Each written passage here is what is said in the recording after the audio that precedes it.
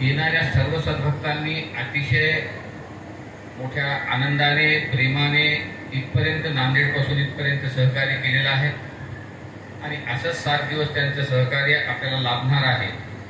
गेल्या 3 यात्रेच्या माध्यमातून मिळालेलं सहकार्य आणि त्याचबरोबर पहिल्यांदा आपण काशी, दुसऱ्यांदा जगन्नाथपुरी, तिसऱ्यांदा द्वारका आणि या ठिकाणी रामेश्वर. जर मला असं वाटतं की बाबा आपण घेतलेला सिक्वेन्स किंवा एक नेम जर आपण बारकाईने लक्ष केला तर शेवटच्या दिवशी आपण असं का केलो, हे 4ही धाम का निवडलो ह्याचं मी तुम्हाला सांगणार आहे. पण 7 दिवस तुम्ही सुद्धा थोडा विचार करावा. या अनुषंगाने आपण 7 दिवसापर्यंत वाट पाहणार आहोत. तर का काशी, का जगन्नाथपुरी आणि का द्वारका आणि का रामेश्वर.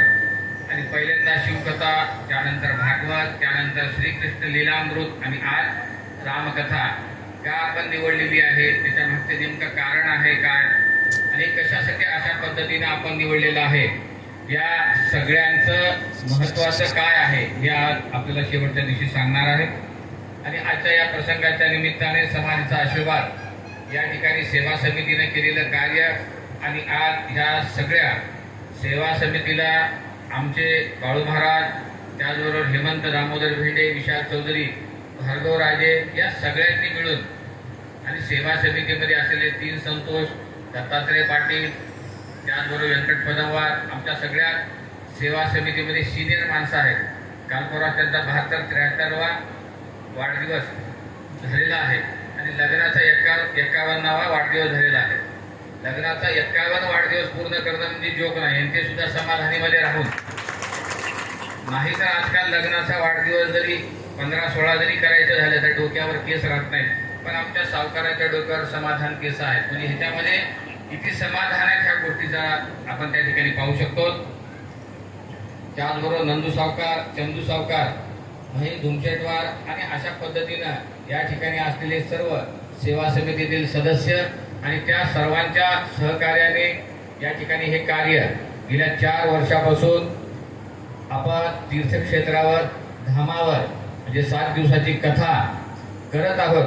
त्या कथेमध्ये इतकं सोपं नाही की एवढ्या लोकांना घेऊन इथं आणणं, त्यांची मॅनेजमेंट लावणं आणि सगळ्यात महत्त्वाचं आहे की कथा संपन्न होण्यासाठी मला असं वाटतं की पोट संपन्न झालं पाहिजे. कारण पोटामध्ये जर भगभग असेल तर कथेमध्ये आनंद राहत नाही.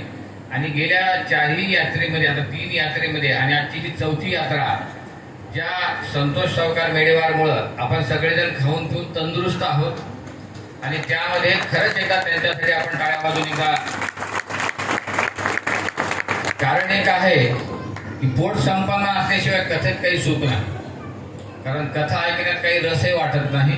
म्हणून अशा या संतोष सावकार मेडेवार, सुनीताबाई यांच्या अथक प्रयत्नातून, कारण महाराज जरी असते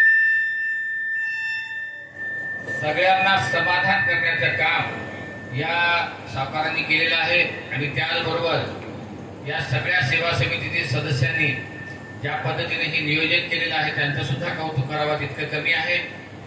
आणि अशा या सगळ्यांच्या सहकार्याच्या माध्यमातून आपल्या 3 यात्रा संपन्न होऊन आजची ही 4थी यात्रा आपण संपन्नतेकडे नेत आहोत. आज सुरुवात करून 5 तारखेला शेवट करणार आहोत.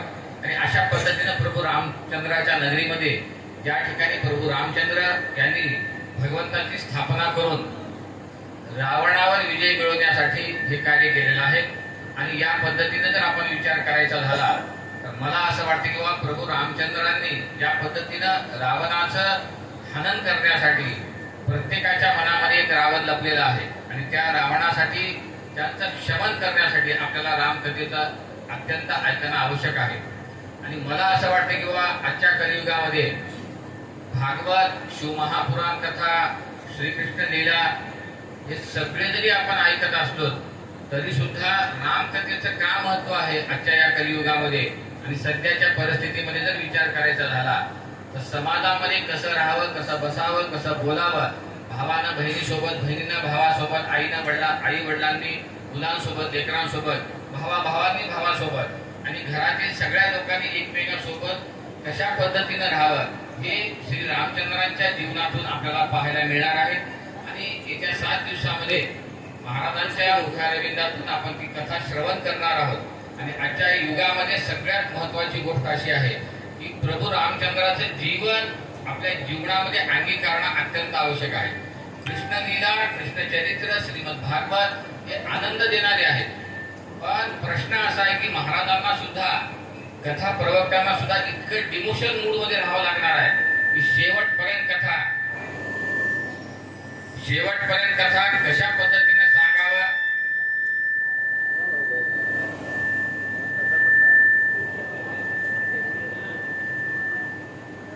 शेवटपर्यंत कथा कशा पद्धतीने सांगावं आणि कशा पद्धतीनं कथेला आनंद आणि न्याय देता यावा हे महाराजांना सुद्धा दिले आहे.